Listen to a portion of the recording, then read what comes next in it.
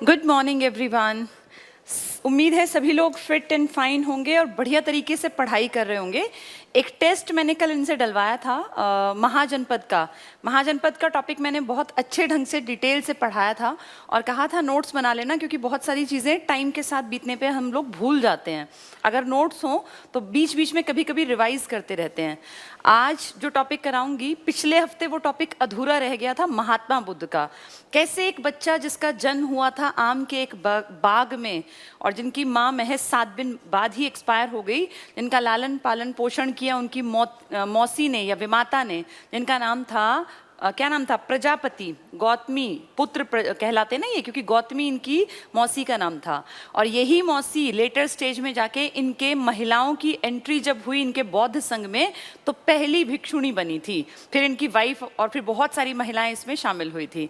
तो कैसे एक बच्चे का जीवन स्टार्ट हुआ, फिर कैसे उनके पिताजी ने कोशिश की कि ये ना जाए संन्यास की तरफ, क्योंकि 7वें दिन जैसे ही इनकी माँ एक्सपायर हुई तो एक ब्राह्मण इनके घर आए थे। इनके पिताजी राजा थे और उन्होंने भविष्यवाणी की थी कि या तो आपका बेटा कोई बहुत बड़ा सन्यासी बनेगा या कोई बहुत प्रतापी राजा बनेगा। तो राजा के मन में तो यही आएगा कि बेटा राजा ही बन जाए, लेकिन बेटा सन्यास की तरफ ना मुड़ जाए।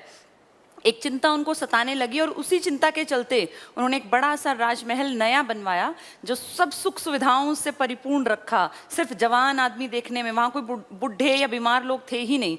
दुख, परेशानी, मरना, दिक्कतें ये क्या होती हैं ये उस राजकुमार को पता ही नहीं चला। जैसे ही उम्र पहुंची 16-17 के आसपास शादी कर दी गई और शादी जिनसे हुई उनका नाम था यशोधरा। फिर इनके बेटे का जन्म हुआ जिसका नाम रखा गया राहुल। राहुल का मतलब ही होता है बंधन। कहीं ना कहीं इन्हें फील होने लगा कि मैं बंधन में हूँ। और जैसे ही पिताजी को लगा कि भाई अब बेटा जो है इसका भी बेटा हो गया, क्योंकि पोता हो चुका था, अब मुझे अपने बेटे को बताना चाहिए कि जीवन क्या है क्या नहीं, और ऐसे पाठ पढ़ाने से बात नहीं बननी, इसको बाहर जाना चाहिए। तो उस राजमहल से बाहर जब कदम रखा तो उस राजमहल से बाहर जंगल क्रॉस करते ही जैसे ही गाँव और ये सब आने लगे तो सबसे पहले एक बूढ़ा आदमी, फिर बीमार आदमी, फिर मरा हुआ आदमी और चौथे नंबर पर सन्यासी देखा। फाइनली कहा मुझे सन्यासी बनना है। और फिर कैसे उसने अपना घर छोड़ दिया, उस छोटे से बच्चे को, अपनी पत्नी को सोता हुआ छोड़कर वो निकल गए। अपने घोड़े, कंथक उनका फेवरेट घोड़ा और चन्ना उनका सारथी, और कैसे उस नदी, अणोमा नदी को क्रॉस करते हुए 7 दिन एक उद्यान में बिताए जिसका नाम था अनूपीय। फिर जाते हैं आगे, मगध की राजधानी राजगृह में पहुंचते हैं। वहां जाके पहले वैशाली पहुंचे थे, फिर राजगृह।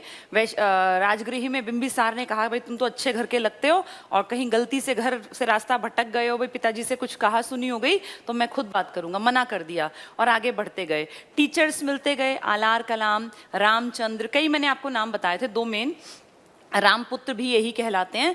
और फिर इन्हें लगा कि नहीं, अपनी शिक्षा के लिए मुझे खुद भी मेहनत करनी पड़ेगी। टीचर्स तो गाइडेंस दे सकते हैं ना। फाइनली जाके एक पेड़ के नीचे जहाँ साधु बैठे हुए थे 5 ब्राह्मण, वहीं इन्होंने भी डेरा जमा लिया। और फिर कैसे 6 साल कड़ी तपस्या करके गलती से एक दिन वो खीर खा ली और फिर वो आपस में इनका ये मान लीजिए बहस हुई, वो 5 अलग चले गए, ये अलग चले गए, जहाँ ये गए फिर वहीं इनको ज्ञान की प्राप्ति हुई। तो वो पूरा हमने सफ़र पढ़ा था। ये रिवीजन के लिए 5 मिनट बता रही हूँ। फिर ये आगे बढ़े, अपने दोस्तों के पास वापस गए, उनको ज्ञान दिया। फिर ये बुद्ध कहलाए जब इनको जैसे ही ज्ञान प्राप्त हुआ। कौन सी नदी थी वो? निरंजना नदी, पुनपुन नदी। किस चीज़ का पेड़ था? पीपल का पेड़, संबोधि वृक्ष। और जब इन्होंने पहली बार अपना ज्ञान दूसरों तक पहुँचाया, अपने 5 मित्रों तक, ब्राह्मणों तक, तो ये कहलाता है धर्म चक्र प्रवर्तन। जब अपना घर छोड़ा था तो महाभिनिष्क्रमण। फिर धीरे धीरे ये आगे गए, काशी में इनको देखो, वो यश नाम का व्यापारी, उसकी पत्नी, उसकी माँ इसकी उपासिका बन गई। फिर वापसी की यात्रा, फिर बिंबिसार के वहाँ रुके, फिर साल भर रुके ये सारनाथ में, फिर आगे गए, अपनी राजधानी गए। इनके चचेरे भाई ने इनके मर्डर की भी कोशिश की, इनकी मौसी, इनके पे सब इनके एक तरह से शिष्य बन गए। अलग अलग राजाओं ने इनको विहार दिए कि जहाँ ये लोग रह सकते हैं। फिर इनको लगा कि मैं अकेला कब तक काम करूंगा, भाई कभी तो मैं भी बड़ा हो जाऊंगा, उम्र बढ़ेगी, शरीर पूरा होगा। तो इन्होंने संघ बना दिए। इन्होंने संघ जो बनाया था, अपना एक स्कूल मान लीजिए, वो सारनाथ में बनाया। जहां उपदेश दिया वो भी सारनाथ था, जहां बौद्ध भिक्षुओं के लिए स्कूल, यूनिवर्सिटी या कॉलेज या संघ कह लो इनकी भाषा में, वो भी सारनाथ था। महिलाओं के लिए जो संघ की एंट्री थी ना, वो वैशाली से स्टार्ट हुई थी। 2 अलग बातें हैं, भूलनी नहीं है। अगर कहेंगे संघ की स्थापना कहाँ हुई तो सारनाथ, जहाँ पहला उपदेश दिया था। और कहाँ महिलाओं की संघ में एंट्री हुई तो वैशाली। वैशाली वैसे भी लड़की जैसा ही नाम लग रहा होगा आपको सुन के, तो याद रखना वैशाली में, ठीक है। चलिए, कुछ चीजें इसकी रह गई थी, और जितना मुझे याद है मैंने लास्ट क्लास में आपको 4 बौद्ध संगीतियां बताई थी, बताया था ये 80 ईयर्स की एज में एक्सपायर हो गए, महापरिनिर्वाण, मृत्यु के बाद जिंदा रहते रहते इनको निर्वाण प्राप्त हुआ था। ये बुद्ध कहलाए थे। बुद्ध का मतलब होता है एनलाइटेंड, जिसको बहुत ज्यादा ज्ञान की प्राप्ति हो गई हो उसे कहते हैं बुद्ध। हम बुद्धू कहते हैं नालायक को, लेकिन बुद्ध का मतलब होता है एनलाइटेंड वन, जिसको सब कुछ समझ में आ जाए, जो इस जीवन मृत्यु के फेर से ऊपर उठ जाए। तो महात्मा बुद्ध को जिंदा रहते रहते निर्वाण मिला और मोक्ष की प्राप्ति हो गई। और जब इनका शरीर पूरा हुआ 80 साल की उम्र में, चुंद नाम के एक आदमी, लोहार सुनार लिखा है ना अलग अलग किताबों में, वहां देखो जिन्होंने शुकर मद्धव खाया था, फिर ये बीमार हो गए थे, और इनके शरीर का जब वो पूरा हो गया शरीर, तो इन्होंने अंतिम उपदेश दिया था अपने एक स्टूडेंट को, अपने एक शिष्य को, जिसका नाम था सुभद्र। और सुभद्र को इन्होंने क्या कहा था कि जीवन शाश्वत नहीं है, सदा नहीं टिकेगा, जो आया है उसका अंत भी होगा, ये क्षणिक हैं चीजें।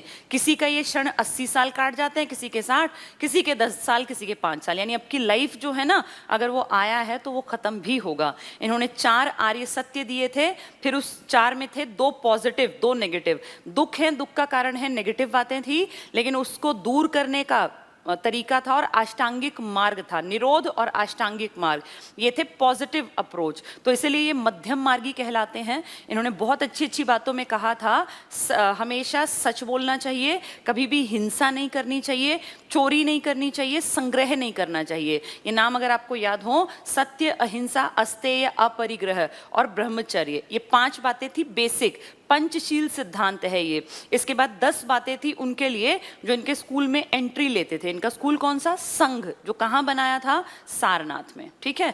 चलिए आज आगे बढ़ते हैं। मैंने लास्ट क्लास में तुम लोगों को एक बहुत इंपॉर्टेंट चलते चलते टॉपिक कराया था, और तुम्हें वो याद रखना है। एके ये वेरी इंपॉर्टेंट में है, RVPK MSMV, ऐसे ही याद करना। AK RVPK MSMV, समझ गए होंगे सब लोग ये क्या है? ये 4 है राजाओं के नाम। पहले वाला कौन है? ये पहले वाला था अजात शत्रु, जिसके राजा बनने के 8वें साल में महात्मा बुद्ध को महापरिनिर्वाण की प्राप्ति हुई थी, जब उनकी एज हो गई थी 80 साल। कहाँ एक्सपायर हुए थे वो? कुशीनगर में।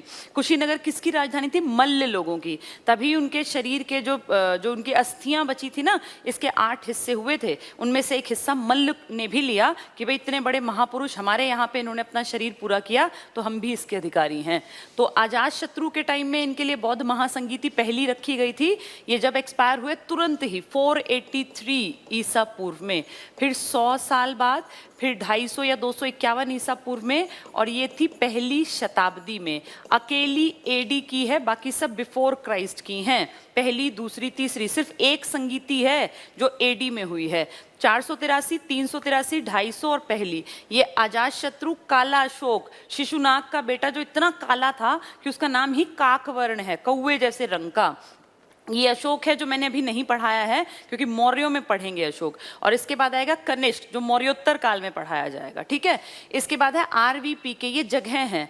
R मतलब राजगृही, वो राजधानी जो मगध की थी, जिसको 5 पहाड़ियों ने घेर रखा था, क्योंकि अजात शत्रु की राजधानी राजगृही है, तो अपनी राजधानी में तो काम कराएगा ना। अगला है काला अशोक, इसने राजधानी बदली थी, शिशुनाग ने वैशाली बना ली थी। किसकी राजधानी थी? वज्जी की, तो इसलिए इसके टाइम में वैशाली में हुआ। भाई जहां राजधानी है वहीं कराएंगे संगीति। अशोक की राजधानी क्या थी? पाटलिपुत्र, तो उसने पाटलिपुत्र में कराया। कश्मीर वाले ने कुंडलवन में करवाया, कनिष्क ने। नेक्स्ट है ये अध्यक्ष, M का मतलब है पहला महाकश्यप, महाकश्यप। S मतलब सर्वकामीर, M मतलब मोगली पुत्र तिस, और इस V का मतलब है वसुमित्र। ये 4 आदमी थे, और मैंने कहा था इसके साथ एक नाम और याद रखना, जिसका नाम है अश्वघोष। अब जो इस चीज को नहीं प्रिपेयर करेगा ना, वो मूर्ख होगा, क्योंकि मैं बार बार बता रही हूँ कि ये बहुत बहुत बहुत इंपॉर्टेंट है। और जब बौद्ध पे क्वेश्चन बनेगा ना, सबसे पहला जो प्रायोरिटी में रहेगा वो बौद्ध महासंगीतियां किसके अंडर हुई, किसके काल में, कौन सी जगह पे। ये इजी नहीं है याद रखना। जब बहुत सारी बातें पढ़ लोगे, फिर पूछेंगे तीसरी किसकी किसके काल में हुई तो भूल जाओगे। अगर फॉर्मूला याद है एके तो तीसरा ए मतलब अशोक, वो कहेंगे कहाँ हुई तो आरवी पी मतलब पाटलिपुत्र, तब एग्जाम में ये हेल्प करेगा। 483, 383, 250 और पहली, ठीक है। चलिए इसके बाद हमने बातचीत की, आज जो बात करेंगे इससे आगे बढ़ेंगे। जो ये पहली देख रहे हो ना, पहली जब हुई थी किसके टाइम में, अजातशत्रु। तो अजातशत्रु ने कहा भाई इतना बड़ा आदमी अब ये चल बसे हैं, इनकी चीजें हम भूलेंगे। तो उन्होंने अपना खर्चा करके और बहुत सारे ज्ञाता लोगों को बुलाया जिनको बौद्ध धर्म की बहुत समझ थी। इन बहुत सारे लोगों ने इकट्ठे होके महात्मा बुद्ध के जाने के बाद उनकी बातें कैसे याद रहें तो किताबें बना ली। एक तरह से मान लीजिए बहुत मोटी मोटी भारी भरकम 2 किताबें लिखी गई। एक का नाम है सुत्त पिटक, सुत्त पिटक, और एक का नाम है विनय पिटक। ये किताब लिखी जा रही है, सुत्त पिटक और विनय पिटक किताब के नाम है। पहली बौद्ध महासंगीति में ही 2 किताबें। भाई इन किताबों में लिख दो कि क्या कुछ है। अब मैं इनको डिटेल बताऊंगी ये क्या थी किताबें। सेकंड में कोई खास काम नहीं हुआ, मतलब इकट्ठे हुए बैठे बातचीत की, वो हुआ। थर्ड में फिर से एक किताब लिखी गई जिसका नाम है अभिधम्म पिटक, अभिधम्म पिटक। ये 3 पिटक हैं, 3 मेन इंपॉर्टेंट किताबें मान लो, 3 पिटक, इन्हीं को कहते हैं त्रिपिटक। एग्जाम में आ जाएगा कौन सा पिटक नहीं है, तो त्रिपिटक हैं ये 3 पिटक। कौन कौन से, सुत्त पिटक, अभिधम्म पिटक बाद में लिखा गया, विनय पिटक और सुत्त पिटक एक साथ लिखे गए हैं, ठीक है। अब बातचीत करते हैं कि इनमें आखिरकार है क्या जो ये पढ़ा और पढ़ाया जा रहा है। पहले और तीसरी में मेन काम हुआ है, अब ध्यान से सुनना। 3 पिटक है, पहले का नाम क्या बताया, सुत्त पिटक, दूसरे का नाम विनय पिटक और तीसरे का नाम अभिधम्म पिटक। इनमें क्या लिखा है, किसने लिखी है ये किताबें। इस सुत्त पिटक में मेन ये त्रिपिटक की जानकारी दे रही हूँ। बहुत लोग पढ़ते हैं पर ये किसी को लास्ट तक पता ही नहीं चलता कि क्या है, त्रिरत्न क्या है, त्रिपिटक क्या है, ये हमेशा कंफ्यूज करेंगे। जैसे ही जैन पढ़ाऊंगी ना ये दिमाग में खिचड़ी पक जाएगी, इसलिए समझ लो, जिसने समझ लिया उसको दिक्कत नहीं आएगी। जैन में भी चीजें हैं लेकिन वो अलग हैं। त्रिपिटक में सबसे पहले सुत्त पिटक की बात करते हैं। ये किसके कारण लिखा गया, एक फेवरेट मैंने आपको स्टूडेंट बताया था ना महात्मा बुद्ध का, आनंद, जो उनको उसी उद्यान में मिला था जहां वो 7 दिन काट के आए थे वापसी की यात्रा में। कौन सा था वो, अनुपीय उद्यान। वहां इनको एक लड़का मिला जो इनके जैसा, इनको लगा मेरे जैसा है, इनका फेवरेट बन गया।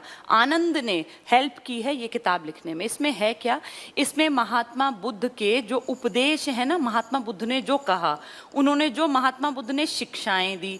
अब फेवरेट स्टूडेंट है तो ज्यादा जानता था ना कि गुरु को क्या कहना चाहते हैं, गुरु का क्या मतलब था। भाई ये खास उनके साथ टाइम स्पेंड करता था।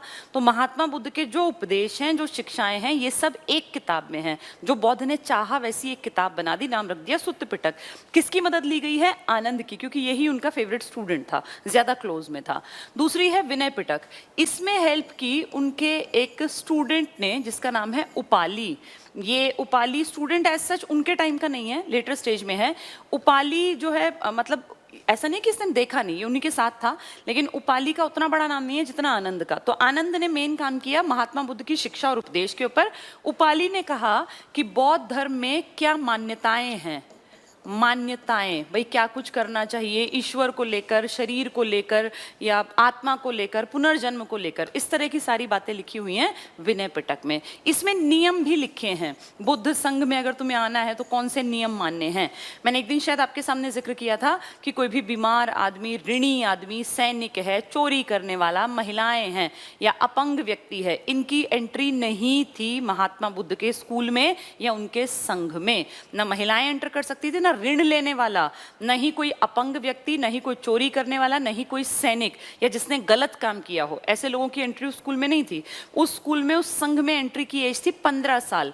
15 के बाद आप अपनी मर्जी से आ सकते हैं। और जब उसमें एंट्री करते थे तो उपसंपदा कहलाता था, आपको सारी स्ट्रिक्ट बातें बताई जाती थी। और एक बार एंटर हो गए तो रोज बाहर नहीं निकलना, फिर 5 साल आपको उसी संघ में काटने हैं। उसमें आपको घर परिवार से कोई नाता रिश्ता नहीं रखना, जैसा वो कहेंगे वैसी चीजें सीखनी है और 5 साल कड़ी मेहनत करनी है। वहां आरामदायक बिस्तर नहीं मिलेगा, दोपहर के बाद खाना नहीं मिलेगा, वहां शराब नहीं पी सकते, यानी आचार व्यवहार सब कुछ बदलना पड़ेगा अगर उनके संघ में एंट्री ले ली तो। ये बहुत टफ कंडीशंस में रखते थे और 5 साल बाद मेहनत करके वो बौद्ध भिक्षु और भिक्षुणियां जो थी फिर वो इस लायक बन जाते थे कि वो महात्मा बुद्ध की जो शिक्षाएं हैं इनका प्रचार प्रसार करें। तो डायरेक्ट उपदेश शिक्षा है सुत्त पिटक में। और उस स्कूल में क्या कुछ होगा, क्या मान्यताएं हैं, क्या सारी बातें हैं, वो सब लिखी हैं विनय पिटक में। नियम कह लो, नियम कायदे कानून या सिद्धांत कह लो, प्रिंसिपल्स जो हैं, भाई ये करना है, ये नहीं करना, इस तरह की सारी बातें इस किताब में हैं विनय पिटक में।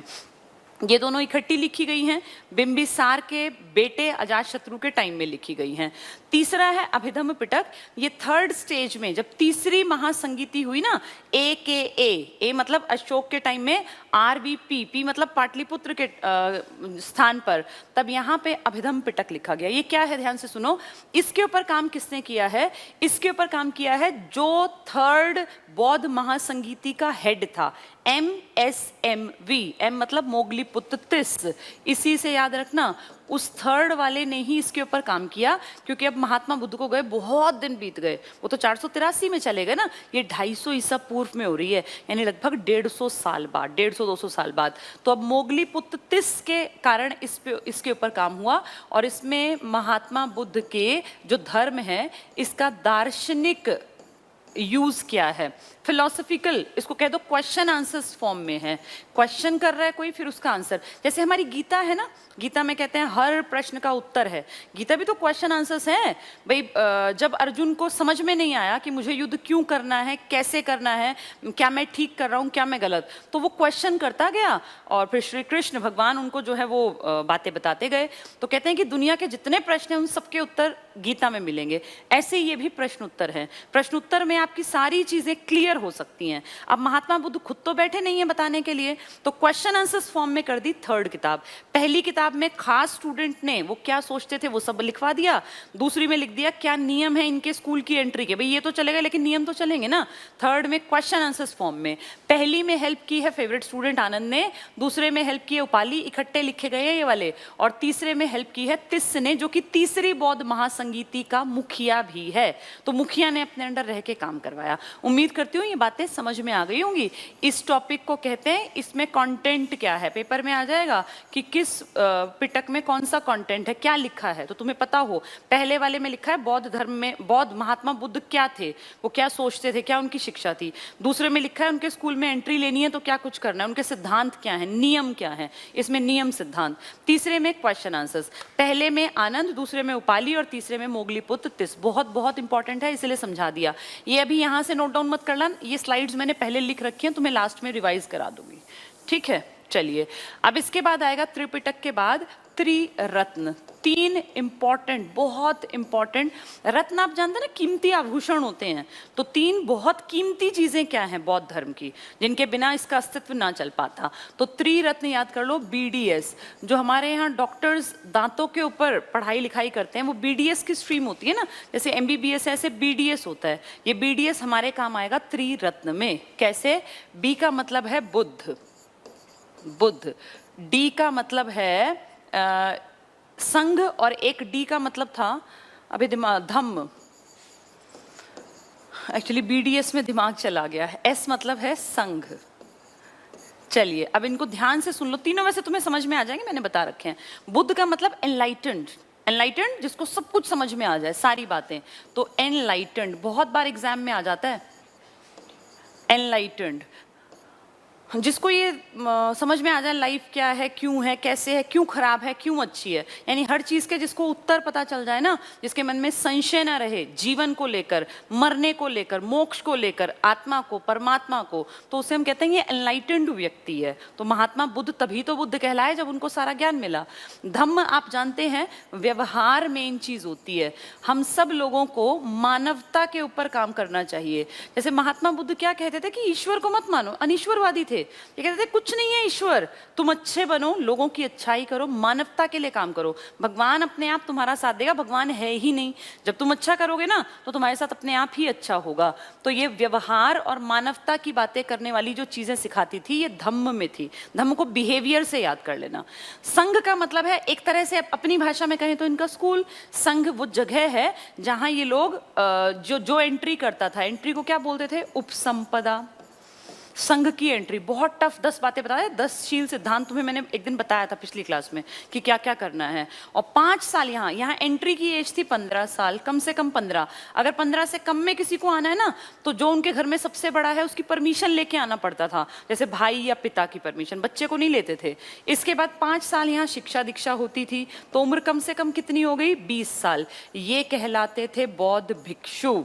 भिक्षु फिर घूम घूम के महात्मा बुद्ध की जो अच्छी बातें हैं उनको लोगों तक पहुंचाते थे।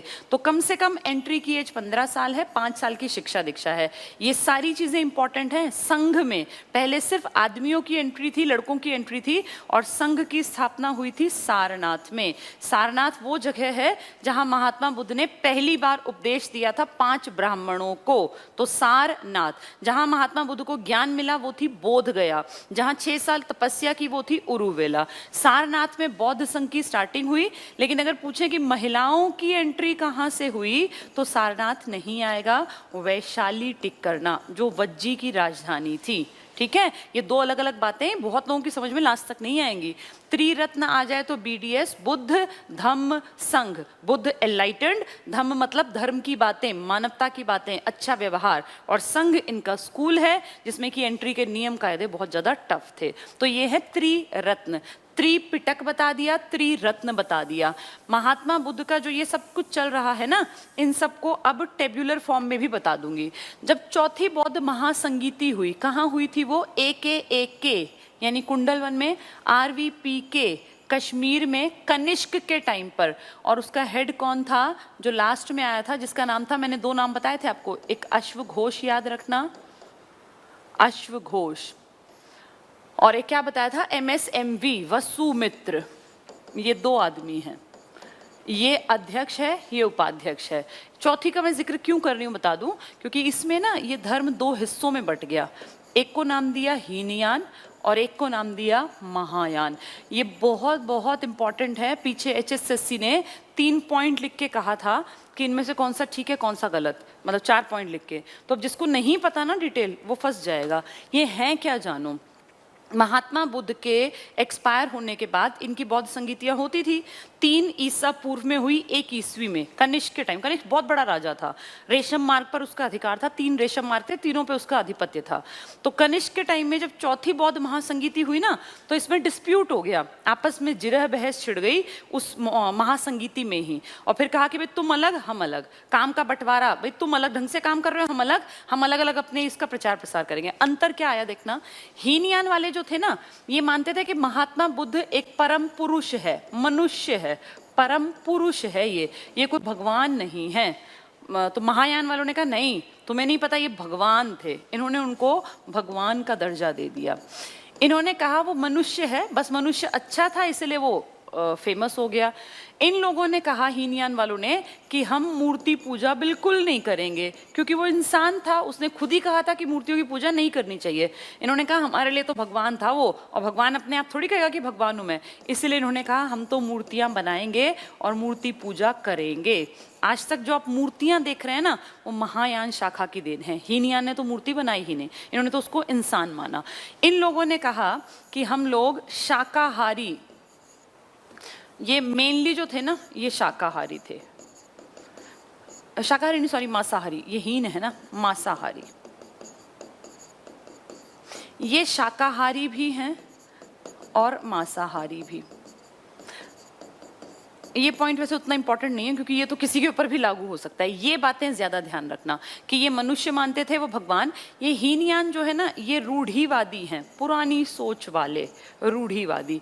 ये हैं परिवर्तनवादी, इन्होंने जैसी जरूरत पड़ी ऐसा भगवान का रूप बना लिया। इन्होंने अलग अलग शैलियों में भगवान जैसा चाहा ना वैसा भगवान को पोर्ट्रे कर लिया। ये कहलाए महायान। ये ज्यादा फेमस हुआ, हीनयान कम फेमस हुआ। हीनयान छोटे हिस्सों में पनप पाया, इंडिया के नीचे की तरफ है ना, जावा, इंडोनेशिया, सुमात्रा, इस तरफ। और जो ये महायान है, ये चीन की तरफ, तिब्बत की तरफ, और अपना कोरिया की तरफ, जापान की तरफ, ये ज्यादा एडवांस्ड होते चले गए। इन्होंने ज्यादा प्रचार प्रसार किया। तो महात्मा बुद्ध से जुड़ी जितनी मूर्तियां और ये सब है ना, ये महायान के पक्षधर हैं। और जो हीनयान है, ये सिर्फ वो एक आदमी के ऊपर बैठे रहे कि वही सब कुछ था। अब वो आदमी था, फिर उसकी कोई मूर्ति भी नहीं है, तो अगली पीढ़ियों तक तुम मैसेज कैसे दोगे? हम अगली पीढ़ियों तक मैसेज देते हैं क्योंकि हमने राम भगवान का दिमाग में एक पिक्चर पिक्चर बना रखी है, वो पिक्चर हमने हनुमान की बच्चों को दिखाई तो वो आगे दिमाग में बढ़ता गया।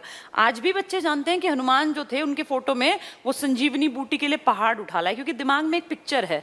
अब इनकी जो मूर्तियां थी ना, इन्होंने दिमाग में उस धर्म को आगे बढ़ाने में बहुत काम किया। इनकी कोई मूर्ति नहीं है, ये इंसान के रूप में बात करें, धीरे धीरे करके ये सिकुड़ते चले गए और ये फैलते चले गए। ये बहुत बड़ा अंतर है, खासकर ये दोनों अंतर, मूर्ति पूजा वाला ये करते हैं, ये नहीं करते, ये इसको मनुष्य मानते हैं, वो इसको भगवान मानते हैं। तो जो भगवान मानते हैं उन्होंने ऐसे ही बढ़ाया जैसे कि हमने हिंदू धर्म को बढ़ाया। जिसने इंसान माना वो कुछ महीनों सालों चला, लेकिन धीरे धीरे धीरे वो सिमटने लगा, क्योंकि अगली पीढ़ी तक आप एक इंसान की जब आपने मूर्ति भी नहीं बना रखी तो कैसे मैसेज दोगे। इन सब बातों को एक बार टेबल के फॉर्म में कर लेते हैं। एक और इंपॉर्टेंट पॉइंट भी है बोधिसत्व वाला, अभी पढ़ा दूंगी जब ये इसके ऊपर बात करेंगे। चलिए देखिए, बौद्ध साहित्य वेरी वेरी इंपॉर्टेंट। पाली साहित्य, पाली भाषा का यूज किया है बौद्ध साहित्य में। जो ये महायान वाले हैं ना, इन्होंने संस्कृत का भी यूज करना स्टार्ट कर दिया। जो पुराने वाले हैं वो सिर्फ पाली पे अटके रहे, जबकि महायान ने पाली का भी यूज किया और संस्कृत का भी यूज किया, तो ज्यादा फेमस हो पाए।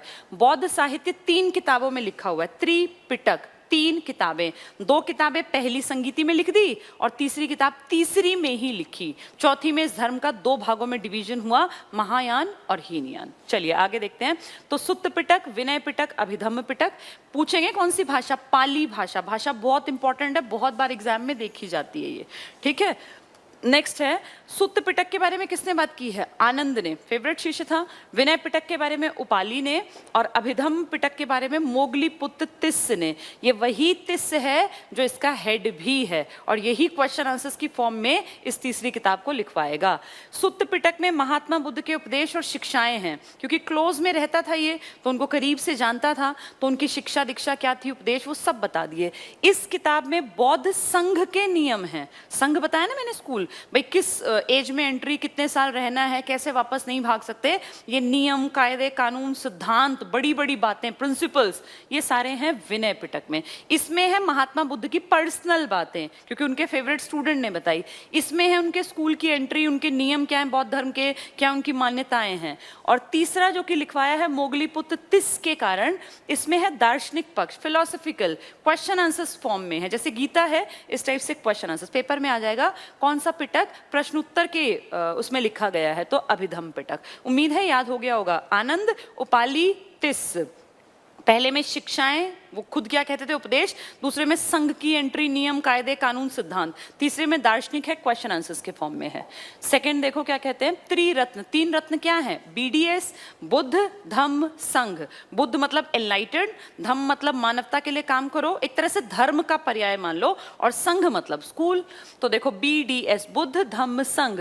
बुद्ध एनलाइटेड वन है, जो जागृत हो, जिसको सब कुछ समझ में आ जाए। धम्म बुद्ध की शिक्षा और व्यवहार, व्यवहार पे फोकस करना। धर्म भी तो यही कहता है ना, हम कहते हैं सारे धर्म एक ही बात करते हैं, क्या? कि इंसान इंसान के लिए अच्छा बने, मानवता के लिए काम करे। तो सबसे बड़ी चीज होती है हमारा व्यवहार। कहीं किसी किताब में नहीं लिखा, किसी धर्म की किताब में, कि मारकाट मचाओ या हिंसा करो, ऐसा कहीं नहीं लिखा। ये घटिया लोगों ने अपने आप डेवलप कर लिया कि हमें ये करना है। अदरवाइज हर धर्म बात करता है अच्छे व्यवहार की। चाहे महात्मा बुद्ध को हम पढ़ रहे हैं, चाहे हम जैन को पढ़ेंगे, या हम हिंदू धर्म की बात करें या इस्लाम धर्म की बात करें, मरने काटने की बात कोई धर्म नहीं करता। सब धर्म कहते हैं व्यवहार अच्छा बनाओ। वो इंसान की अपनी समझ है जो उसने खुद बना ली। तो बुद्ध की शिक्षा है धम्म में, और व्यवहार के ऊपर काम किया गया। नेक्स्ट है संघ। क्या है? जहां धम्म की शिक्षा दी जाए, एक तरह का स्कूल मान लो, अपनी भाषा में याद रखने के लिए स्कूल, यूनिवर्सिटी, कॉलेज मान लो धम्म को। तो BDS, ये 3 इसके रत्न हैं। पिटक क्या है? पिटक किताबें हैं। कौन कौन सी? सुत्त पिटक, विनय पिटक, अभिधम्म। ये 2 लिखी गई पहली में, ये तीसरी में लिखी गई। क्वेश्चन आंसर्स में है, तिस्स ने हेल्प की। पहली में आनंद ने मदद की, इसमें बुद्ध की बातें हैं। दूसरी में मदद की उपाली ने, वो भी शिष्य था, उसमें है संघ की एंट्री और इन सब की। त्रिरत्न, त्रिपिटक बहुत इंपॉर्टेंट है। आगे देखो, सुत्त पिटक के 5 भाग हैं। सबके भाग इंपॉर्टेंट नहीं है, लेकिन सुत्त थोड़ा सा इंपॉर्टेंट है। सुत्त इंपॉर्टेंट क्यों है? क्योंकि इसकी कुछ चीजें मैंने आपको पहले भी पढ़ाई हैं, देखना। अंगुत्तर निकाय है, याद करो करो, महाजनपद बताया था, 2 किताबों में महाजनपद है, एक अंगुत्तर निकाय में और एक जैनियों की किताब में है। तो अंगुत्तर निकाय हमें पहले से ही पता है, इसमें 16 महाजनपदों की जानकारी है, जिसमें मगध था, वैशाली, वज्जी था, अवंती था और चेदी वंश था, और ये अपना हस्तिनापुर वाले कुरु थे, ऊपर गांधार, कंबोज, अश्मक, और ये सारे बताए थे मैंने तुम्हें। तो ये सब कहाँ लिखा है? बौद्ध धर्म के अंगुत्तर निकाय में। नेक्स्ट है संयुक्त निकाय, ये पार्ट है, सुत्त पिटक के पार्ट। तो इसमें है 4 आर्य सत्य, हमें पता है ना चारों सत्य क्या क्या है, दुख, दुख का कारण, निरोध, और वो 8 रास्ते वाला अष्टांगिक मार्ग है। मध्यम मार्गी है ये, न ये बिल्कुल निराशावादी, न ही ये पूर्ण आशावादी। 2 बातें करते हैं निराशा की, 2 बातें करते हैं आशा की, तो मध्यम मार्गी हैं। धर्म चक्र प्रवर्तन क्या था? जब महात्मा बुद्ध को ज्ञान आ गया, पूरा सब कुछ समझ आ गया, तो धर्म चक्र प्रवर्तन कहलाया। जब उन्होंने वो बताया था अपने 5 दोस्तों को। खुद्दक निकाय भी, कि तुम्हें नाम याद नहीं रखने, सिर्फ अंगुत्तर निकाय, ये सिर्फ तुम्हें समझाने के लिए बता दिया, ये इंपॉर्टेंट है जो बता रही हूँ। खुद्दक निकाय में क्या है? महात्मा बुद्ध की पूर्व जन्म, वेरी वेरी वेरी इंपॉर्टेंट, इसको ध्यान से सुनना और समझना। पूर्व जन्म, अब मुझे बताओ कि पूर्व जन्म जो है, अभी कुछ लोग कह रहे थे कि आत्मा नहीं है, कुछ कह रहे थे है। कितनी अजीब बात है, ये आत्मा को नहीं मानते, लेकिन ये पूर्व जन्म की बात करते हैं। ये ईश्वर को नहीं मानते जो लेटर स्टेज वाले हैं, लेकिन पहले वाले, लेकिन ये इसकी बात करते हैं कि दोबारा भी जन्म होता है। ये उल्टी बातें हैं। पूर्व जन्म की कहानियां हैं, और पूर्व जन्म की जो महात्मा बुद्ध को किसी में जानवर के रूप में दिखा दिया, किसी में पक्षी के रूप में। पंचतंत्र की कहानियां आपने सुनी होंगी ना, ऐसे ही जातक की कहानियां भी हैं। पंचतंत्र जैसे हमारे हिंदू धर्म की है, विष्णु शर्मा की कहानियां, उसमें भी तो यही है, कहीं लोमड़ी की कहानी, कहीं शेर की, कहीं कुत्ते की। इसी तरह से इनकी भी कहानियां हैं, पंचतंत्र के ही जैसे, जिनको कहते हैं जातक कथाएं। हमारी हिंदू में पंचतंत्र, इनमें जातक कथाएं हैं। अब जातक कथाएं क्या हैं? पुरानी, किसके जन्म की कहानियां? बुद्ध की। बहुत ध्यान से सुनो, 549 कहानियां हैं, लगभग 550 कहानियां, यानी 550 कहानियों में अलग अलग रूप में जन्मे हैं महात्मा बुद्ध। तो ये इनके पूर्व जन्म, उसके बाद ये बुद्ध के रूप में आए। तो कितने जन्म? 549 कहानियां। क्या कहलाती हैं? जातक कथाएं। ये बहुत आता है, जातक कथाएं किससे संबंधित है? महात्मा बुद्ध के पूर्व जन्म से। ठीक है, वेरी वेरी इंपॉर्टेंट।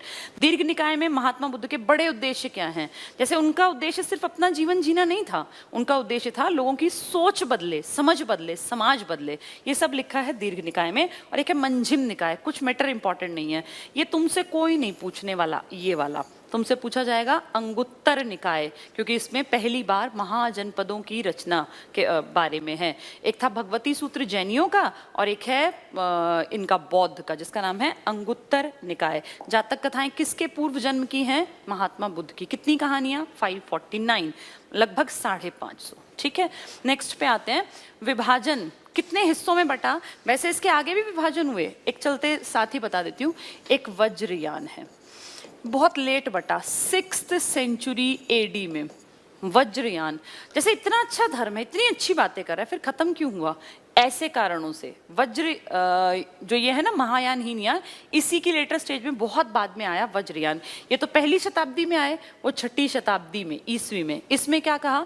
इसमें कहा महात्मा बुद्ध जो हैं वो भगवान थे, उन्होंने यज्ञ करने के लिए कहा, अपने आप ही बना लिया, यज्ञ करो, बलि दो, कर्मकांड करो। जैसे हिंदू धर्म में गड़बड़ियां थी ना स्टार्टिंग में, याद होगा, वैदिक काल में स्टार्टिंग बहुत अच्छी थी, लेकिन धीरे धीरे धीरे करके ब्राह्मण और क्षत्रियों ने कहीं ना कहीं समाज में थोड़ा डिक्लाइनिंग मोड आ गया था, क्योंकि उन्होंने चीजें रिजिड बना दी थी। स्टार्टिंग में ये समाज बहुत सुंदर था, औरतों को आजादी, आदमियों को आजादी, सबका जीवन बहुत सुखी था। लेकिन जैसे ही लोहा मिला, धीरे धीरे धीरे पहले तो एकदम ऊंचे पे गया समाज, लेकिन फिर नीचे आने लगा। महिलाओं की स्थिति दिन ब दिन बदतर होती चली गई, शूद्रों का जीना मुश्किल कर दिया, और फिर समाज ऐसी कर्मकांड में, बलि में, यज्ञ में जकड़ा कि फिर निकल ही नहीं पाया। दिमाग का विकास कहीं ना कहीं रुक गया। उसी दौर में तो ये पनपे हैं जिनकी हम बात कर रहे हैं, क्योंकि सब लोग परेशान थे उस कर्मकांड से, यज्ञ से। 100 गायों का दान करो, पिताजी मर गए हैं तो ऐसा करो, वो, मतलब इतना बोझ था कि आदमी दुखी था, परेशान था। इसीलिए ये धर्म आगे बढ़े। लोगों को लगा यार ये अच्छे धर्म है, ये ना कर्मकांड की बात करते, ना यज्ञ की, ना बलि की, ना दान देने की। आम इंसान को क्या चाहिए कि कम से कम चीजें इस तरह की हों। इसलिए लोग धीरे धीरे उस वैदिक काल से मुड़ने लग गए थे इनकी तरफ, यही तो लॉजिक था। लेकिन लेटर स्टेज में जाके वज्रयान शाखा ने क्या कहा? कर्मकांड करो, यज्ञ करो, बलि दो, वो फालतू की बातें जो पहले वैदिक काल में थी, इसलिए धीरे धीरे करके इसका भी पतन हो गया। तो हर चीज का पतन होगा, अगर उसमें गड़बड़ियां आएंगी तो पतन हो जाएगा। ठीक है, चलिए हीनयान महायान क्या है? ये निम्न मार्गी कहलाते हैं। आज कहाँ है हीनयान? लगभग खत्मे की तरफ, क्योंकि इन्होंने ना कोई मूर्ति बनाई, ना अगली पीढ़ी तक ये बातों को उतना पहुंचा पाए जितना मूर्ति के रूप में महायान ने पहुंचाया। तो ये निम्न मार्गी है, ये उत्कृष्ट मार्गी है। उत्कृष्ट मतलब बेस्ट, आज तक चल रहा है। देख लो, महात्मा बुद्ध कहते हैं तुम्हारे दिमाग में एक पिक्चर बनती है, तुमने कहीं ना कहीं मूर्ति देखी है, वो मूर्ति वाले कौन है? महायान। हीनयान ने तो मूर्तियां बनाई ही नहीं। नेक्स्ट है, ये रूढ़िवादी हैं, पुरानी विचारधारा है, वो इसको इंसान मानते हैं। इंसान तो खैर थे ही, नो डाउट, भगवान नहीं थे, लेकिन फिर भी ये श्रावक यान भी कहलाते हैं। श्रावक होता है भिक्षु, भिक्षु को बोलते हैं श्रावक और श्राविका। इनफैक्ट जैन धर्म में तो यूज करेंगे ये वर्ड कि श्रावक, जैसे ये लोग कहलाते थे ना भिक्षु भिक्षुणी, ऐसे श्रावक श्राविका लड़के और लड़कियां जो उनके संघ में जाके पढ़ते थे जैन धर्म में। यहाँ नहीं, यहाँ सिर्फ श्रावक यान समझ के लिए लिख दिया। ये कहते थे बुद्ध एक महान पुरुष है, इन्होंने इसको पुरुष का दर्जा दिया, जबकि इन्होंने क्या कहा? बुद्ध देवता है। तो ये गलती है कहीं ना कहीं, लेकिन चल यही रहा है। ये बुद्ध को इंसान मान रहे हैं, ये बुद्ध को देवता मान रहे हैं। ये कह रहे हैं अवतारवाद होता ही नहीं, कोई अवतार नहीं होता, अवतार नहीं होता, जबकि ये कहते हैं नहीं अवतार है। इन्होंने तो जातक कथाओं में अवतार ही अवतार बताए ना, कितनी कथाएं लिख दी, 549, तो हर एक में कह दिया कि बुद्ध का अवतार। इन्होंने इनफैक्ट ये भी कहा कि भावी बुद्ध भी हैं, भावी बुद्ध। और बहुत सा ऐसे ना 6 आदमी बताए इन्होंने जो कह रहे थे कि लेटर स्टेज में बोधिसत्व कहलाए थे। तो ये अवतार, जो भगवान मानेगा भगवान का ही तो अवतार होगा। ये भगवान मान ही नहीं रहे, जब ये भगवान ही नहीं मान रहे तो अवतार कहाँ से आएगा? हम तो ये मानते ना, हम भी, कि भाई कृष्ण जो है वो अवतार थे, विष्णु के अलग अलग अवतार हुए। तो ये कह रहे हैं ना तो वो इंसान था, ये कह रहे हैं देवता थे, तो देवता थे तो अवतार अपने आप होंगे। ये कह रहे हैं इंसान है तो अवतार कहाँ से होंगे? तो सीधी बात है, वो अवतारवाद के विरोधी थे। नेक्स्ट देखो, हीनयान मूर्ति पूजा। अब इंसान है तो क्यों मूर्ति बनाए? ये कह रहे हैं भाई भगवान है, मूर्तियां बनाओ, भगवान है, अवतार है, मूर्तियां बना दो, और चलेगा कौन? जिसकी मूर्तियां दिखेंगी। नेक्स्ट है, ये शाकाहारी हैं, ये मांसाहारी भी हैं प्लस शाकाहारी भी हैं, दोनों हैं। ये उतना इंपॉर्टेंट पॉइंट नहीं है, क्योंकि कहीं कहीं पे इसका उल्टा भी लिखा मिला है। ये मूल उपदेश को मानते हैं, जो महात्मा बुद्ध ने कह दिया ना वही चलेगा। महात्मा बुद्ध आज से हजारों साल पहले थे, अब अगर देखें तो वो चीजें चल थोड़ी सकती हैं, अब तो चीजें बदलनी पड़ेंगी। ये समझदार हैं, इन्होंने परिवर्तन को स्वीकार कर लिया। इन्होंने कहा यार ऐसे थोड़ी हजारों साल पहले जो बात फिट बैठती थी, आप अपने आप को देखो। हमने 1949 में जो संविधान लिखा था, 50 में जिसको हमने अपना लिया था, 49 में पूरा लिख के, क्या आज 2020 में वो सारी चीजें चल सकती हैं? चीजें बदली ना, कितनी सारी चीजों में हम परिवर्तन लेकर आए। यानी टाइम के साथ बदलना जरूरी होता है, बहुत जरूरी। तो देखो ये परिवर्तन मानते हैं, ये मूर्ति वाले हैं, मूर्तियां बना रहे हैं, परिवर्तन को मान रहे हैं। ये कह रहे हैं वो इंसान नहीं थे, देवता थे। तो अपने आप में देखो यही चीज चलेगी, जो बदलेगी, जो मूर्तियां होंगी वो चलती जाएंगी। नेक्स्ट, ये कहाँ फैला? ये दक्षिण की तरफ, ये हमारे पड़ोसी बर्मा में, श्रीलंका में और जावा में, इंडोनेशिया में, यानी हमारे साइड जो फैला ना इस तरफ, जहां हमारे देखो अशोक ने अपने बेटा को भेजा था, बेटा था उसका महेंद्र वर्मन, और संघमित्रा बेटी को, जो अशोक ने आगे फैलवाया था जहां, वहां जो फैला वो हीनयान था। उन्होंने भगवान नहीं माना, उन्होंने कहा इंसान था। लेकिन जो तिब्बत है हमारे ऊपर, तिब्बत, चीन, जापान, कोरिया, इन्होंने तो बड़ी बड़ी मूर्तियां बना रखी हैं, सोने की बनी मूर्तियां भी हैं कई जगह। तो इन लोगों ने उनको भगवान माना। भगवान है तो अवतार होगा, अवतार है तो मूर्तियां बनेंगी, और मूर्ति है तो फिर मूर्ति पूजा करेंगे। ये सब पॉइंट्स आपस में रिलेटेड हैं, अगर समझ में आ रहे हैं तुम्हें तो। व्यक्तिवादी हैं, ये सिर्फ एक आदमी की बात मानते हैं हीनयान वाले। किसकी? अकेले महात्मा बुद्ध की, किसी और की बात माननी ही नहीं। जो उन्होंने कह दिया, जैसा कह दिया, अक्षरशः पालन करेंगे। ये व्यक्तिवादी है। ये समष्टिवादी है। समष्टि समझते हो? सारा इकट्ठा। इन्होंने कहा नहीं, महात्मा बुद्ध के बाद भी बहुत लोग ज्ञानी हुए हैं, और इन लोगों ने देखो अवतारवाद की बात की थी कि अवतार हुए हैं। इन्होंने कहा बड़े बड़े ऐसे बोधिसत्व हैं। बोधिसत्व समझे? एक है बुद्ध, एनलाइटेंड वन, जिसने खुद तपस्या की हो, वो अकेले एक ही थे, बाकियों ने उतनी तपस्या थोड़ी की। इन्होंने कहा नहीं, बोधिसत्व भी बहुत इंटेलिजेंट हैं। कौन बोधिसत्व? 6 ऐसे आदमी जिन्होंने तप किया, अपने आप निर्वाण प्राप्त किया, और फिर बाकियों की मदद की निर्वाण तक पहुंचने में।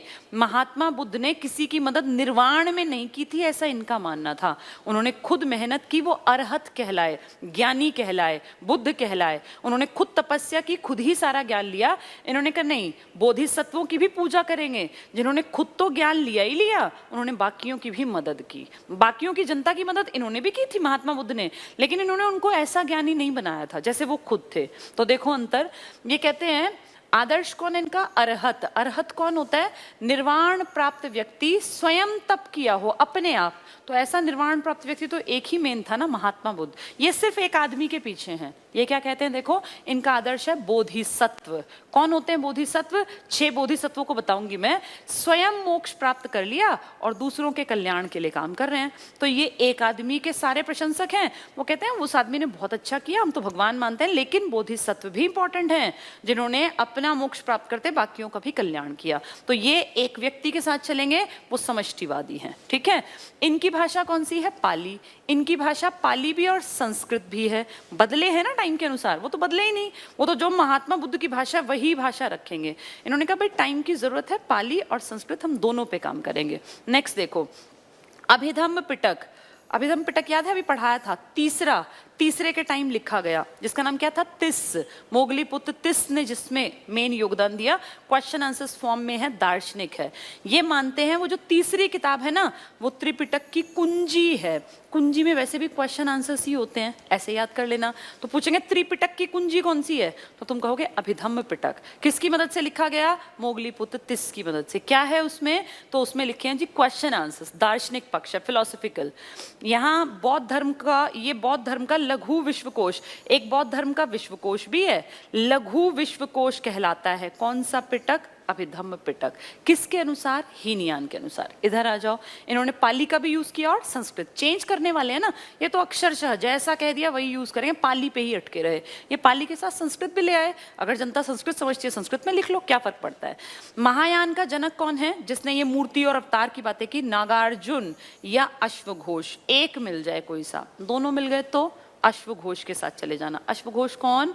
जो कनिष्क के दरबार में था, जो चौथी बौद्ध महासंगीति का उपाध्यक्ष भी था, वो अश्वघोष है ये। और कितनी अजीब बात है, इसकी जो ये महायान है ना, मूर्ति पूजा वाले, इस धारा का जो जन्म हुआ ये आंध्र प्रदेश में हुआ है। आंध्र प्रदेश। बैठक हो रही है ऊपर कनिष्क के कुंडलवन कश्मीर में, लेकिन जो ये शाखा स्टार्ट, ऐसा तो नहीं कि वहीं जन्मी थी, वहां जाके तो डिस्प्यूट सामने आया ना। ये जो शाखा है ना, जो सोच रही है कि भगवान है, अवतार हैं, और इसमें जो है मांसाहारी शाकाहारी इस टाइप की बातें, इन सब का जन्म हुआ है इस विचारधारा का आंध्र प्रदेश में। किसने इसके ऊपर मेन काम किया है? या तो नागार्जुन मिल जाए या अश्वघोष मिल जाए। और कहाँ जाके बटी है? चौथी बौद्ध महासंगीति में, लेकिन उससे पहले पनप गई थी आंध्र प्रदेश में। इसकी किताब, अश्वघोष एक बहुत बड़ा आदमी है, इसने किताब लिखी है बुद्ध चरित। तो 2 इंपॉर्टेंट किताबें हैं, एक बुद्ध चरित, जो इस तरफ टिक कर देना, अश्वघोष महायान मूर्ति पूजा वाला, जो उनको भगवान मानते थे, और इस तरफ टिक करना अभिधम्म पिटक, इनकी कुंजी कहलाती है, पिटक की कुंजी। तो त्रिपिटक की कुंजी, अभिधम्म पिटक। तीसरी कब लिखी गई थी? अशोक के टाइम में। कहाँ लिखी गई थी? पाटलिपुत्र में। हेड कौन था? मोगली पुत्र तिस। ठीक है, थोड़ा सा कंफ्यूजन होगा, हो सकता है 2-3 बार वीडियो को देखना, समझ में आ जाएगा। नेक्स्ट है बोधिसत्व। कौन कहता है बोधिसत्व हैं? जो पुराने वाले थे वो कहते बस एक ही आदमी है, अरहत। इन्होंने कहा नहीं भैया, बोधिसत्व हैं, 6 आदमी हैं, और इन्होंने खुद तो काम किया ही किया, इन्होंने सबकी मदद की कि सब समझदार बने। पहला आदमी देखो, मैत्रेय। मैत्रेय एक कॉलेज भी है दिल्ली में, डीयू में, मैत्री कॉलेज है वो, मैत्रेय। तो वो इसी से कहते हैं संबंधित है, मैत्रेय। तो मैत्रेय जो है ना, ये कलशधारी है। इनकी जो मूर्ति, ये तो मूर्ति बनाते हैं महायान वाले, जो मूर्ति बनाते हैं ना, उसमें कलश धारण, कलश मतलब मटका टाइप, कलश धारण किए हुए एक भगवान की तरह बना दिए, जिनका नाम है मैत्रेय। बहुत इंपॉर्टेंट, ये भावी बुद्ध हैं, फ्यूचर बुद्धा। एग्जाम में आ जाएगा भावी बुद्ध इनमें से कौन है, तो कौन है भावी बुद्ध? मैत्रेय, जो बोधिसत्व में पहला नाम है मैत्रेय। और ये कलशधारी है, यानी इनके हाथ में जो है ना कलश दिखाया गया है। इनकी पूजा विदेशों में होती है, तिब्बत में, चीन में, जापान में, कोरिया में, हमारे नहीं है ये, तो बहुत इंपॉर्टेंट है ये। नेक्स्ट है मंजूश्री, नाम है ये भी एक उन्हीं के बोधिसत्व का। खड्गधारी है, तलवार है, इनके हाथ में खड्ग है, खड्ग मतलब तलवार। ये बुद्धि का प्रतीक है, बुद्ध का नहीं, बुद्धि का। इनके हाथ में एक किताब भी दे रखी है, खड्ग भी है और किताब भी हाथ में है, तो ये बुद्धि का प्रतीक। भावी बुद्ध कौन है? मैत्रेय। और खड्गधारी कौन है? मंजूश्री। अगला देखना, अवलोकितेश्वर। अवलोकित मतलब प्रकाशमान, अवलोकितेश्वर। पद्म पाणी, पाणी होता है हाथ, पद्म फूल, तो जिनके हाथ में पानी, जिनके पानी में पद्म है, वो है अवलोकितेश्वर। अवलोक मतलब प्रकाश, तो पूरे ब्रह्मांड में जो प्रकाश फैला है, ये प्रधान बोधिसत्व है। बोधिसत्व, प्रधान बोधिसत्व। तो सबसे इंपॉर्टेंट बोधिसत्व, भावी बुद्ध अलग है, किताब अलग के हाथ में है, और जो सबसे प्रधान बोधिसत्व है वो अलग है। अवलोकितेश्वर, अवलोक मतलब उजाला, मंजूश्री और मैत्रेय। भावी बुद्ध कौन है? मैत्रेय। बुक किसके हाथ में है? मंजूश्री के हाथ में। नेक्स्ट है अमिताभ, जो अमिताभ बच्चन जैसा नाम है। इनका कोई प्रतीक नहीं है, इन दो का। इनका प्रतीक कलश था, फिर खड्ग था, फिर पद्म था, कोई प्रतीक नहीं है। संसार का अधिपति हैं बस ये उतने फेमस नहीं है, लेकिन फिर भी संसार का अधिपति पढ़ जाना। क्षितिग्रह, ये शुद्धता का प्रतीक है, ये भी कम इंपॉर्टेंट है। एक है वज्रपाणी, वज्र मतलब पत्थर, कठोरता का प्रतीक। इनका प्रतीक क्या है? वज्र, ये कठोरता को रिप्रेजेंट करते हैं। तो 6 बोधिसत्व है, और बोधिसत्व को कौन मानते हैं? महायान। ये जितनी पूजा भगवान बुद्ध की करते हैं, उतनी पूजा ये बोधिसत्वों की भी करते हैं। बोधिसत्व वाले समष्टिवादी हैं। इनका कहना है कि जिसने खुद तप किया, ज्ञान प्राप्त किया, और वो दूसरों को भी हेल्प कर रहा है, वो भी पूजनीय है, वही तो बोधिसत्व कहलाए। कितने आदमी हैं ये? 6। ये एग्जाम में बहुत ज्यादा पूछ सकते हैं। भावी बुद्ध किसको कहा जाता है? तो मैत्रेय को। कह देंगे बुद्धि का प्रतीक कौन है? तो मंजूश्री। और प्रधान बोधिसत्व कौन है? अवलोकितेश्वर। ठीक है, ये 6 के 6 पढ़ जाना, याद ये तीनों रखना, नोट्स में अपने सारे बना लेना। नेक्स्ट है मान्यताएं क्या हैं। जितना हमें अब तक बौद्ध धर्म समझ में आया, क्या मान्यताएं समझ में आई? पहला देखो, अनीश्वरवादी, ये ईश्वर को नहीं मानते। अगर देखा जाए ना ओरिजिनली, तो जो हीनयान है ना, वो ओरिजिनल महात्मा बुद्ध की बातें करता है, और जो महायान है, इसने टाइम के अनुसार अपने आप को बदल लिया, एक्स्ट्रा पता नहीं क्या क्या इसमें डाल दिया, अपने आप मूर्तियां बना ली, पूजा करने लगे, और इतनी बड़ी बड़ी, पता नहीं कितने बड़े बड़े फुट, कई कई 100 फुट की भी मूर्तियां बना डाली भगवान बुद्ध के नाम पर। तो वो महायान है। वैसे ओरिजिनल में महात्मा बुद्ध ने कहा था भगवान नहीं होते, तो जिस चीज को मना किया जनता ने वही बना दिया उनको। ये अनीश्वरवादी थे, ओरिजिनल बुद्ध की बातें कर रहे हैं, वो ईश्वर को नहीं मानते थे, लेकिन हीनयान ने उनकी बात मानी कि हाँ भाई नहीं थे ईश्वर। महायान ने कहा नहीं, यही ईश्वर हैं जो कह रहे हैं ईश्वर नहीं होते। मूर्ति पूजा के विरोधी थे असलियत में महात्मा बुद्ध, मूर्ति पूजा के विरोधी, लेकिन आज उन्हीं की मूर्तियों की पूजा करते हैं हम। नेक्स्ट है कर्मकांड के विरोधी थे। ये कर्मकांड काम की बात नहीं हो रही, कर्मकांड का मतलब ये दिखावटी यज्ञ बलि और इस तरह के, ये सब मत करो। जिनको ब्राह्मणों ने एक टाइम पे बहुत पीक पे पहुंचाया, उसका विरोध किया था महात्मा बुद्ध ने। नेक्स्ट है अनात्मवादी। इसका मतलब होता है ये आत्मा को भी नहीं मानते, आत्मा नहीं है, आत्मा नहीं है। जैसे आत्मा नहीं है, इसका मतलब जो कुछ कर रहे हो ना वो अभी बेस्ट करो। जैसे कहते हैं भाई आत्मा जो है दुखी होगी, हम ये मानते हैं, तो इनका कहना था आत्मा है ही नहीं, जो कुछ है इस शरीर में है, इसके साथ अच्छा करो। अपने जब तक तुम्हारा शरीर तुम्हारे साथ है तब तक मानवता का भला करो, आत्मा के ऊपर मत मानो, ना भगवान को मानो, ना ये यज्ञ बलि कुछ करो। नेक्स्ट है क्षणिकवादी है। क्षणिक मतलब एक क्षण।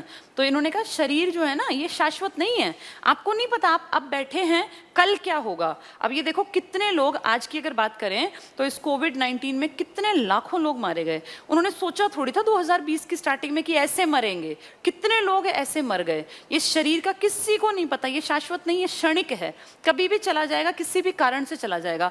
कितने लोग सोते सोते ही तो मर जाते हैं। तो ये महात्मा बुद्ध कह रहे हैं कि ये कोई भी, अपने आप भी तो देखो ना, भगवान कह रहे हैं हम इनको बाद में, लेकिन खुद भी तो 80 साल में शरीर पूरा हो गया। और अपने उस स्टूडेंट को, सुभद्र को क्या कहा लास्ट में, कि हर चीज जो आई है वो खत्म होगी, कोई भी चीज शाश्वत नहीं है, अंतिम उपदेश दिया था। तो वही बात है, क्षणिक है हर चीज, पता नहीं कितने क्षण के लिए आई है। कर्मवादी है, किस पे बल दिया? कर्म पे, काम करो। अब देखो कर्मकांड के विरोधी हैं। कर्मकांड होता है दिखावटी यज्ञ, कर्मकांड का मतलब होता है यज्ञ करना, बलि चढ़ाना, फालतू के ये ड्रामे टाइप के करना, जैसे बहुत सारे लोग करते थे एक टाइम पर। इन्होंने कहा कर्मकांड मत करो, लेकिन कर्म करो, हाथ पे हाथ रख के मत बैठो। कर्म क्या है? हर इंसान का कोई ना कोई कर्म है ना, अपने कर्म करो। जैसे तुम लोग स्टूडेंट्स हो, तुम्हारा कर्म क्या है? पढ़ो, खूब पढ़ो, मेहनत करो, पेरेंट्स की भी हेल्प करो जरूरत पड़ने पे, अपने भविष्य के लिए भी काम करो। कर्म कांड नहीं करने, दिखावटी नहीं करना कुछ भी, लेकिन कर्म जरूर करना है। अब पेपर में जब ये 2 शब्द आएंगे ना, और जिसने ध्यान नहीं दिया होगा वो सोचेगा दोनों एक ही तो बात है। कर्म कांड के विरोधी हैं, लेकिन कर्मवादी हैं कि काम करो, कर्म कांड मत करो। पुनर्जन्म की मान्यता, कितनी अजीब बात है। देखो पुनर्जन्म की बात करते हैं, पुनर्जन्म हमने पढ़ा जातक कथाएं 549 वाली, पुनर्जन्म की मान्यता है लेकिन आत्मा को नहीं मानते। तभी तो कहा कि शरीर जब तक है तब तक अपना बेस्ट करो सोसाइटी के लिए, कर्म अच्छे करो, कर्मकांड मत करो। आत्मा किसी की नहीं है। पुनर्जन्म में विश्वास करते हैं, अजीब बात देखो, उल्टी बात, पुनर्जन्म को मानते हैं लेकिन किसको नहीं मानते? आत्मा को नहीं मानते, ना भगवान को मानते ना आत्मा को मानते। कहते हैं पुनर्जन्म होगा, दोबारा से आएगा इंसान। इसका एग्जाम्पल क्या है? जातक कथाएं। ये मिक्सचर है हीन और महायान का जो बता रही हूँ। तो ऐसा नहीं कि अलग अलग है, कुछ चीजें हीनयान की हैं, कुछ चीजें महायान की। हीनयान महायान तो लेटर जाके बटा है, स्टार्टिंग इन्हीं से चल रही थी। ना मूर्ति पूजा करनी, ना कर्मकांड करना, कर्म करना है। पुनर्जन्म होगा लेकिन आत्मा कुछ नहीं है। ये सारी बातें इनकी मान्यताओं में आएंगी। ठीक है, चलो आज की क्लास में ये मेन टॉपिक था जो मुझे पढ़ाना था। और मेरे ख्याल अब महात्मा बुद्ध की शायद 3 से 4 क्लासेस हो चुकी हैं, तुम्हें सब कुछ समझ में आ गया होगा। और महात्मा बुद्ध को अब तुम किसी भी किताब से उठा के पढ़ोगे ना तो 90% चीज़ें तुम्हें आती मिलेंगी। ये मान के चलो कि कभी भी पढ़ाने से सब कुछ पूरा नहीं हो सकता। मैं कितनी भी कोशिश करूंगी, 5-10 बातें कहीं ना कहीं से जब तुम नई नई किताबें पढ़ोगे ना वो निकलती आएंगी। लेकिन उम्मीद कर सकते हैं कि अब बौद्ध धर्म तुम्हें समझ में आ गया होगा। अब इसका मैंने टेस्ट रेडी करवा दिया है जिसमें बहुत सारी बातें हैं जो पढ़ाई हैं।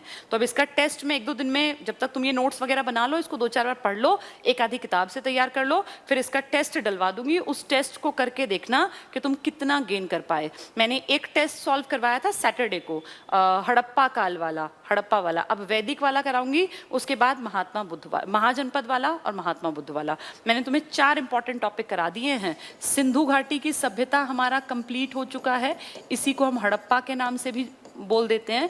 दूसरा इंपॉर्टेंट टॉपिक जो पेपरों में आते हैं, वैदिक काल कंप्लीट हो गया। और तीसरा हमने पढ़ा था महाजनपद काल। और चौथा हम पढ़ रहे थे ये आज जिसका हमने एंड कर दिया, बौद्ध धर्म। ये 4 इंपॉर्टेंट टॉपिक हैं और अब इन चारों पे तुम्हारी पकड़ होनी चाहिए इतनी मजबूत कि पेपर में कहीं से कुछ भी आ जाए, चाहे किसी महाजनपद की राजधानी आ जाए या टोटल आ जाए या 12 की बेल्ट आ जाए या पाकिस्तान वाले आ जाए या दक्षिण का आ जाए, राजस्थान का आ जाए, तो तुम्हें उसमें नंबर नहीं गंवाना। मैंने पूरी डिटेल से कहानियां समझाई थी तुम्हें। बौद्ध धर्म को भी मैंने 3-4 दिन में कोशिश की है पूरा पढ़ा दूं। इनके नोट्स जरूर बना लेना। त्रिरत्न क्या है, त्रिपिटक क्या है, किस रत्न में क्या लिखा है और किस पिटक में क्या लिखा, किसके काल में लिखा गया, किसके अंडर लिखा गया, किन राजाओं के टाइम में बौद्ध महासंगीतियां हुई, क्यों वो बटी। वज्रयान 6th AD में हुआ जिसमें कि कर्मकांड यज्ञ पे इतना काम किया कि फाइनली लोगों ने कहा ये तो वैसा ही धर्म हो गया जैसा हिंदू धर्म था। फिर हिंदू धर्म से भागे ही क्यों थे? तो इसलिए हिंदू धर्म की गड़बड़ियां, जब जो गड़बड़ियां थी वो सेम बौद्ध धर्म में आई तो फिर अपने आप जनता इनसे हटती चली गई। इसका डिवीजन तो मेन 2 में हुआ है, हीनयान महायान। वज्रयान लेटर स्टेज में आएगा। ठीक है, तो हमने ये सारे टॉपिक पूरे कर लिए और अब तुम्हें अपने आप भी ये तैयार कर लेने हैं एग्जाम के पॉइंट ऑफ व्यू से। अब कल जो मैं टॉपिक शुरू करूंगी ना, हमने जो पढ़ा था अब तक, महाजनपद सबसे बड़ा कौन सा था? मगध। अब मगध में लास्ट जो पढ़ाया था वो धनानंद था, तुम्हें अगर याद हो, महापद्मनंद और धनानंद। अब धनानंद का खात्मा होगा। ये इसके साथ इसलिए पढ़ाया क्योंकि बौद्ध तभी डेवलप हुआ जब महाजनपद थे। अब नंद वंश का खात्मा होगा और अब इंडिया पे पहली बार सारे महाजनपदों पे एक आदमी राज करेगा जिसने एक नए युग की शुरुआत की जिसको नाम दिया जाएगा मौर्य काल, मौर्य युग। तो मौर्य काल की स्टार्टिंग करेंगे हम कल से। मौर्य लगभग ये मान के चलो अब हफ्ता भर पकड़ लेगा, इस हफ्ते में मौर्य काल पूरा हो जाएगा। मौर्य के बाद फिर मौर्योत्तर पढ़ाया जाएगा और उसके बाद फिर गुप्त पढ़ा के गुप्तोत्तर, यानी लगभग आने वाले 15 दिन के अंदर अंदर हमारा एंशिएंट हिस्ट्री कंप्लीट हो जाएगा। महीना भर लग जाता है एक पार्ट करने में। तो इसके बाद फिर हम ये हो जाएगा कि एंशिएंट हिस्ट्री में से हमें सारी चीजें आ गई। मैं एक एक टॉपिक पढ़ा के उसका टेस्ट देती रहूंगी। फिर एंशिएंट पूरा करने के बाद एक मिक्स टेस्ट ले लूंगी मैं, जिसमें सारी चीजों को मिक्स कर दूंगी जंबल्ड फॉर्म में, ताकि दिमाग हर तरह से एक्टिव और अलर्ट रहे। अभी जो टेस्ट दे रहे हो वो दे रहे हो एक एक पार्ट का, फिर टेस्ट होगा सारे मिक्सचर का। ठीक है, चलो इनके नोट्स जरूर बना लेना। अब कल मिलेंगे नए टॉपिक के साथ। कल से हम लोग मौर्य साम्राज्य की शुरुआत करेंगे। आज मेरी क्लास में इतना ही, अभी थोड़ी देर बाद परिमल सर की क्लास स्टार्ट होगी। तब तक अपना ब्रेक ले लिया करो। जब ये बीच में ब्रेक मिलता है ना 5-10 मिनट का, तो फोन पे मत लगे रहा करो। इस टाइम फोन को थोड़ी देर साइड रख के अपना पानी पिया, थोड़ी सी आंखों की एक्सरसाइज की, क्योंकि देखो मोबाइल पे पढ़ना टफ होता है, मुझे पता है ये बात, और इसमें आंखें भी खराब हो सकती हैं लंबे टाइम तक अगर लगातार आंखें गड़ाए बैठे रहोगे। 5-10 मिनट का दिमाग को और आंखों को ब्रेक दिया लिया करो। जैसे एक टीचर जाए तो 5 से 10 मिनट लगते हैं टेक्निकल चीज़ों को ठीक करने में, वापस वो करने में। उस टाइम पे फ़ोन ऑफ करके या इसको वो करके अपना पानी पी लो, थोड़ा सा घूम लो, टहल लो, और उसके बाद थोड़ा कुछ खा पी लो या आंखों की थोड़ी एक्सरसाइज, तब दोबारा बैठा करो। लगातार 5-6 घंटे नहीं पढ़ना। ये इसलिए आज से हम ये भी सोच रहे थे कि टीचर की मेरी क्लास जैसे है, घंटे से थोड़ी घटा दें, 50 मिनट की कर दें, इसीलिए ताकि 10 मिनट का ब्रेक भी मिल जाए, वरना सिर में दर्द बनने लगेगा कुछ दिन बाद। तो अपने सेहत का भी ध्यान रखना पढ़ाई के साथ साथ, ठीक है। बाकी पढ़ाई का कोई दूसरा पर्याय नहीं है, मेहनत का आज तक कभी कोई शॉर्टकट नहीं बना जिससे कि सफलता पाई जा सके। पढ़ना पड़ेगा, और पढ़ रहे हो तभी तुम ऐप पे हो, वरना यूट्यूब पे बहुत सारे लोग हैं जो एक दिन पढ़ते हैं, 4 दिन नहीं पढ़ते। तो ऐप वालों से हमारी उम्मीदें भी ज्यादा हैं, ठीक है। सभी लोग पढ़ते रहो, ताकि अब कुछ महीनों बाद जाके तुम्हारी तैयारी इतनी स्ट्रांग हो कि जहां कुछ भी कोई भी जॉब निकले तो तुम्हारा नंबर उसमें जरूर आए। आज के लिए इतना ही। थैंक